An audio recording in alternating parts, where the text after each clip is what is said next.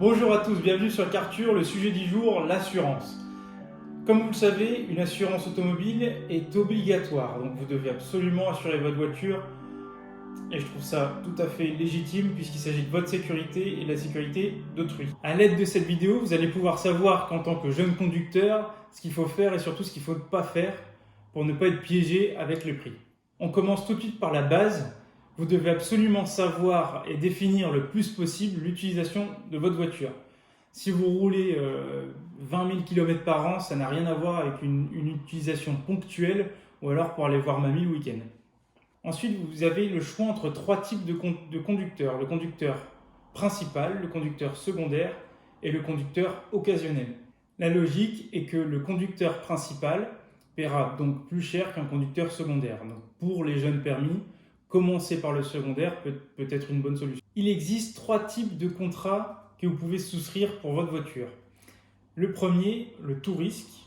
Alors faites bien attention, d'une assurance à un autre, le tout risque ne veut pas forcément dire la même chose. Le second, le plus commun pour les petites voitures que je recommande pour les jeunes conducteurs, ce qu'on appelle être assuré au tiers. Il s'agit de l'assurance de base pour votre voiture. Et ensuite, avec un tout petit peu plus d'expérience, vous avez un type de contrat qui est intermédiaire. Donc il s'agit d'un contrat tiers auquel vous ajoutez vous-même vos propres assurances, à savoir l'incendie par exemple, ou le nombre de kilomètres, etc. Mais faites bien attention parce que c'est une assurance au tiers, on va dire, où vous ajoutez vos propres assurances. Cependant, quand vous ajoutez aussi le prix et il se peut que la tout risque soit plus intéressante que celle intermédiaire ou tiers améliorée. Vous avez aussi d'autres formules pour vous assurer, par exemple au kilomètre. Lorsque vous savez précisément et que vous connaissez votre conduite par cœur, à savoir si elle est très occasionnelle ou si vous avez une voiture d'occasion et que vous l'utilisez que 2 à 3 fois par an, vous pouvez avoir une forme d'assurance personnalisée qui vous permettra de payer moins cher. Alors vous pouvez être en général assuré pour un tas de trucs, vraiment un tas. Faites très attention à lire chaque ligne et aussi à prévoir où est-ce que vous êtes. Les assureurs utilisent certains critères, donc je vais vous poser la question si oui ou non vous répondez à ces critères pour voir si vous allez être plutôt apte à être assuré sur tel ou tel domaine. Vous avez un critère de puissance, donc au plus votre voiture est puissante, au plus vous allez devoir payer. C'est logique, un petit jeune qui roule en Ferrari, par exemple, va payer plus. Un des critères que les assurances prennent en compte, il s'agit de la zone géographique. En fonction de l'endroit où vous habitez, vous pouvez être apte ou non à avoir plus de risques.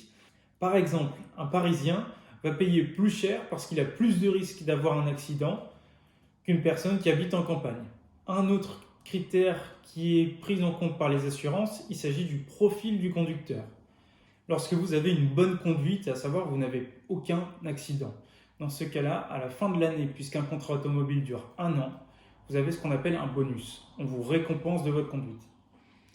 Ce bonus s'élève à 5%. Donc vous économisez entre guillemets 5% de ce que vous payez cette année-là. En revanche, si vous avez un accident et que vous êtes l'entière responsable, vous avez un malus à hauteur de 25%. Si vous êtes impliqué dans un accident et que vous êtes partiellement l'auteur de cet accident, vous avez un malus à hauteur de 12,5%.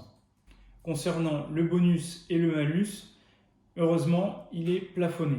Donc le malus ne va pas plus haut que 3,5, ce qui est déjà assez colossal.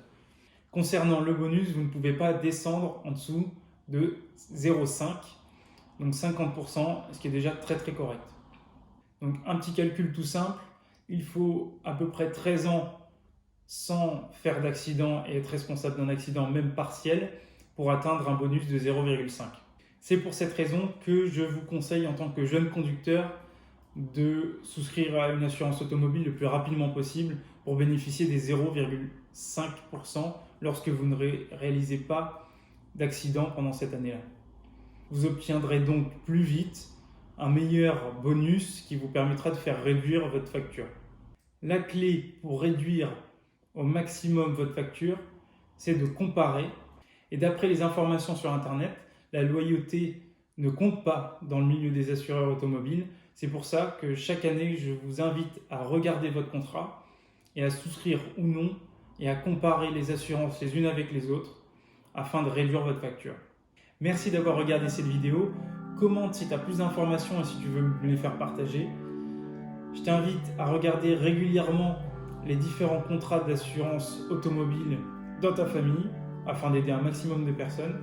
Vous pouvez me suivre au quotidien sur Facebook et Instagram à Carture. On se retrouve la semaine prochaine. À plus.